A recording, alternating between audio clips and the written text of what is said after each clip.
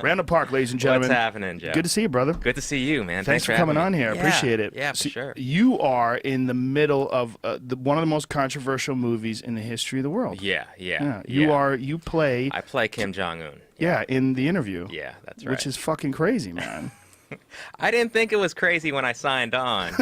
I realized it was crazy, in the midst of all that. Yeah. What is the verdict? Because they say that it's not North Korea. Someone was saying it was an insider at Sony. They had it narrowed down to a woman who hacked it. Read that. I don't know. Because after they came out with that, the FBI came out and said, no, it is North Korea.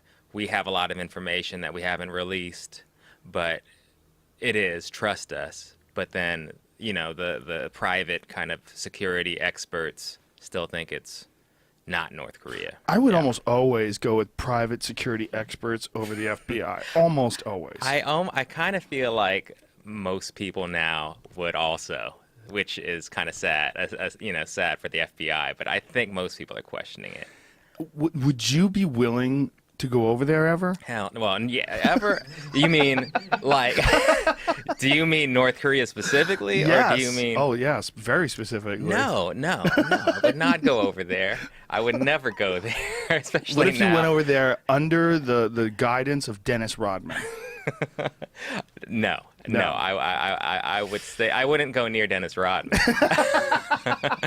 In America, I would not go near him. But I would not go near North Korea at all. I mean, if the regime topples, changes, and I don't know, 20 years from now, What's the likelihood of that, though? I don't know. I think it's possible, but Yeah. in our lifetimes, I think. But yeah, that's the only way I'd go. Well, we were talking about this before the podcast started, that Yeah. they exchange flash drives Yeah, back and forth to each other. Yeah, like in a huge part of the underground economy there is basically these flash drives with South Korean TV shows, movies, American movies, just glimpses into the outside world that they're not supposed to see. It's a huge underground market.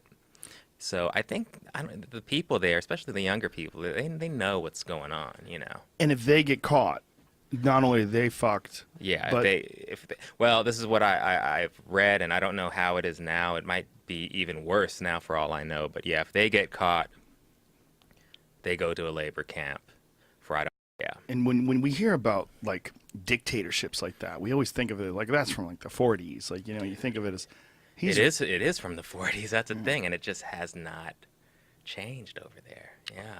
I just wonder what it would take for something like that to be toppled. And we were also talking before the podcast started about his uncle. That his uncle apparently was planning some sort of a coup. So he killed his uncle, killed his uncle's sons. Yeah. I mean, well, one thing that happened when our movie was about to come out, there was like some expert on North Korea who said that it's important that the elite in Pyongyang see this movie, especially the people in the government and working it, because it's so they're on such shaky ground right now that for them to see something like this could like really help in getting something to happen over there. This is what Sony was saying? No, this was like an expert on, like some professor or something on North Korea, which I thought was interesting.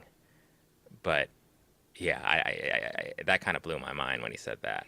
Wow, that's great. Imagine if it did. Imagine if that was the catalyst. If our ridiculous comedy, a Seth Rogen, James Franco movie was the catalyst for overthrowing the last great communist dictatorship. Yeah. I mean, old school communist dictatorship. Yeah, it's crazy. I mean, it's all, so much of it is this kind of deification, of him. And all of this stuff, our movie, but not just that, even just glimpses into the outside world, it just chips away at that, and he becomes who he is, to these people and to other people and, in the government, and that does not help their cause, or the government, or Kim Jong-un's cause, What is the Dennis Rodman thing? Did you research him at all when you did this? I did, yeah. I mean, Kim Jong-un, and his father, Kim Jong-il, when he was alive, huge NBA fans. He was a huge basketball fan. He was like loved Michael Jordan. And there's a story of Kim Jong-un. Supposedly he was when he was a student, he went to like an international school in Switzerland. And there are accounts of him from other students. He'd just sit in class all day and doodle pictures of Michael Jordan, like literally in this class.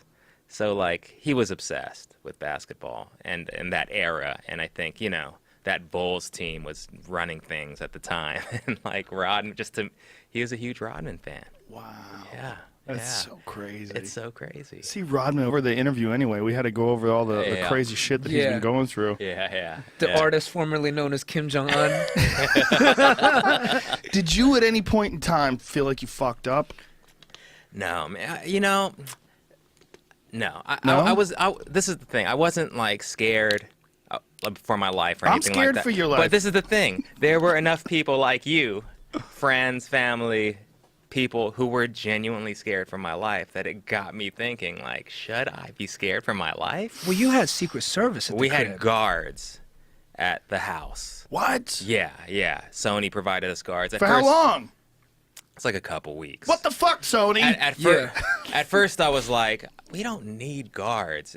Seriously, we don't need guards. They're like, let us just give you some guards just for peace of mind. I was like, all right.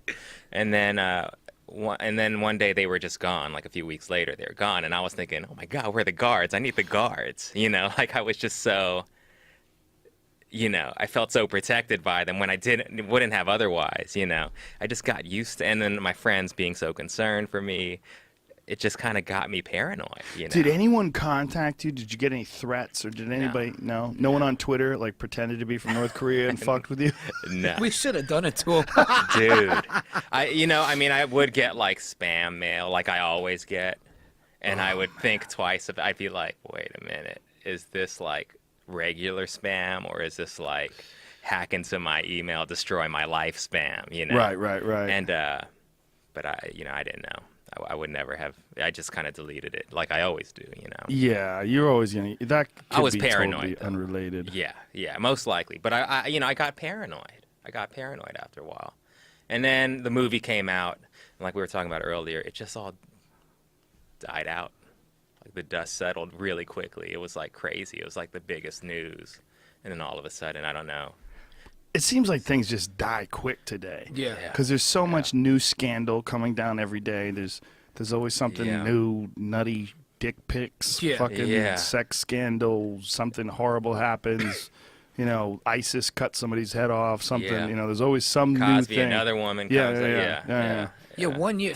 The things that used to happen in 5 years happen in 1 year now. They happen in a day. It's weird. Yeah, it's kind of insane. Yeah, things are accelerating for sure. Yeah. Even when I travel, every city I go to, there's a pocket of every city that looks the same. Like that same arts district is in every fucking city with the same stores, the same kids, the same clothes. And by contrast, the same Applebee's, the same Walmart, the same Target. I mean, if you're in a Target anywhere in America, you feel like you're in the same spot. You're in the same spot. Yep. Yeah.